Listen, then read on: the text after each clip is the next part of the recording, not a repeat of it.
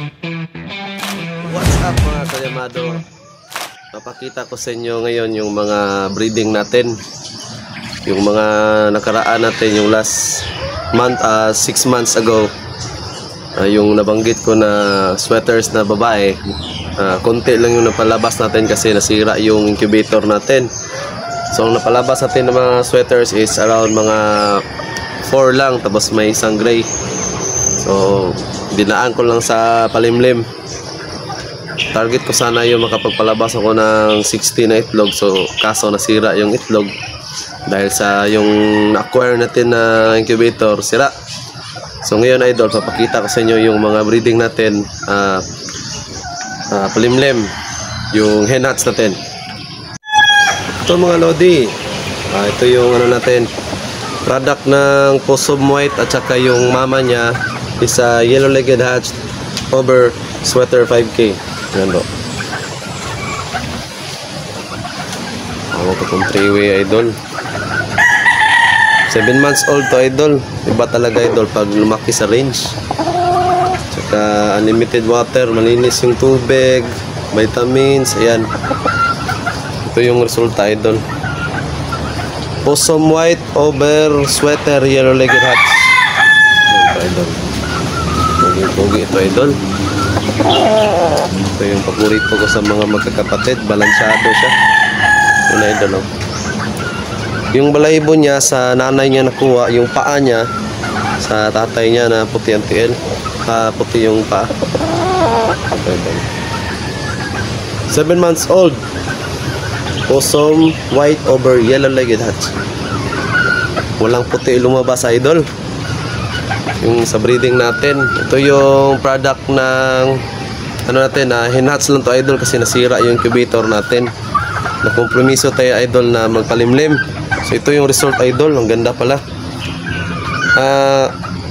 6 silang lalaki idol, 6 silang lalaki, 3 babae, bali 9 sila nasisiw na pisa. Out of 11 eggs, 2 kapatid niya idol, tinal natin kasi tinamaan sila ng malubhang sakit idol. Ayaw natin yung tinamaan ng mga bulutong at saka avian idol, kasi pag pinoint out mo yan sila, pagdating na sa exam, hindi yan normal yung mga ipot nila. So yung pinalusot lang natin idol, nakapasa lang sa ating breeding idol. Ito yung kapatid niya isa idol, white ear, manang-mana sa tatay niya.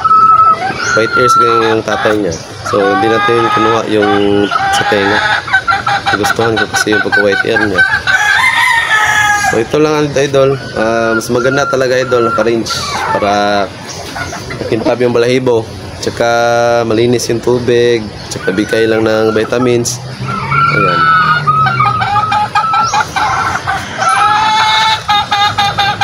Kapatid niya idol.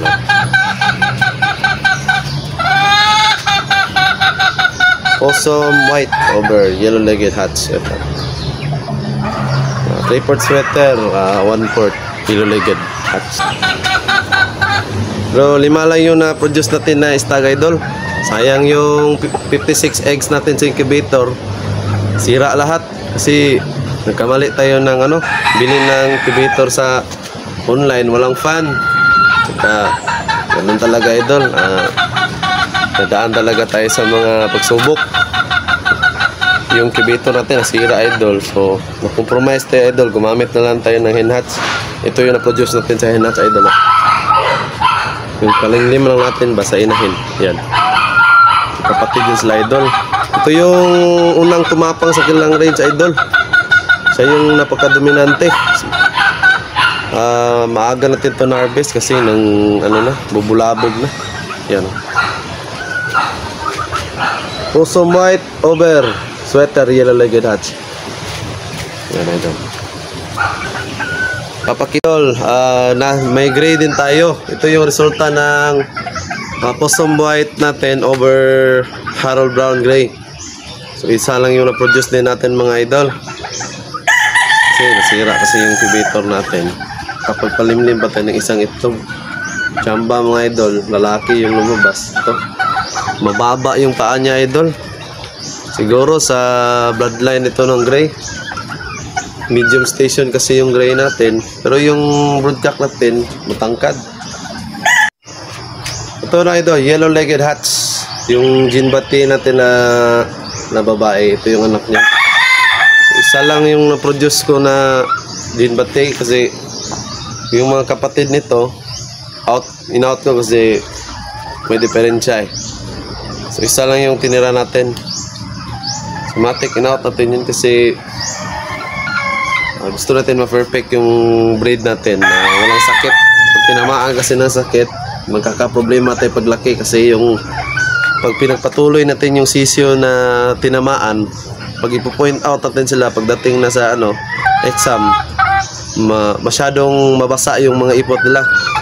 So ito lang yung tinira natin sa magkakapatid na yellow-legged hats. Ang ganda po sukat ito, malaking manok to. Taas yung paa. Ginbati,